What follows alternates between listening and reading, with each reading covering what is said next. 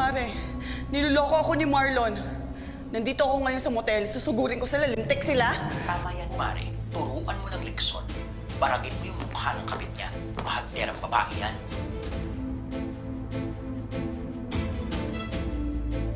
Kakalbuhin ko sila sa sabunot. Naku Marlon, mali ka ng niloko. Go, Mare. Putulin mo si Junjun na magdanda.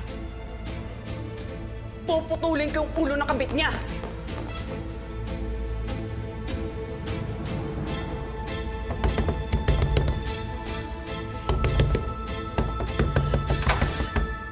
Gigi? Marlon?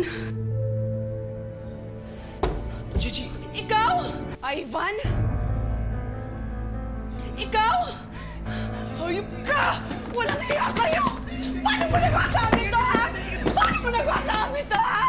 Paano mo nagawa sa amin to? Huwag ka sa akin magpaliwanag, ha? Doon ka sa barangay magpaliwanag! Me for Brad? Sinong niloko nyo, ha? Mga bayot! Mga bayot kayo! Pinagkatiwalaan kita! Nag-promise ka pa na ikaw magsusumbong sa akin pag namamahay siya! Pala ikaw yung mga ahas sa amin! Nasadya mahulog sa kanya! Ano? Halika dito! Hindi kita isasadyang ihulog sa hagdan! Halika! Halika! Halika! Halika! Gigi!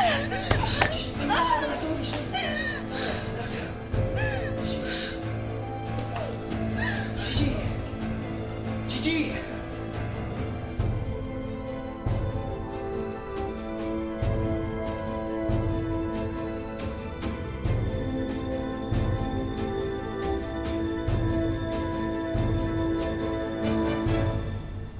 Ivan, mali ito. Nandito na tayo. Nangyari na.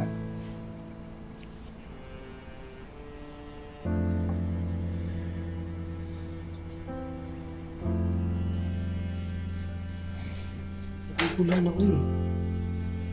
Hindi ko alam kung anong gagawin ko. Kung ano yung nararamdaman mo, hindi nga sundin mo. Kung anong nararamdaman ko o kung anong tamang gawin. Ivan, may anak na ako. Kinasal ako. Yun ang problema ko.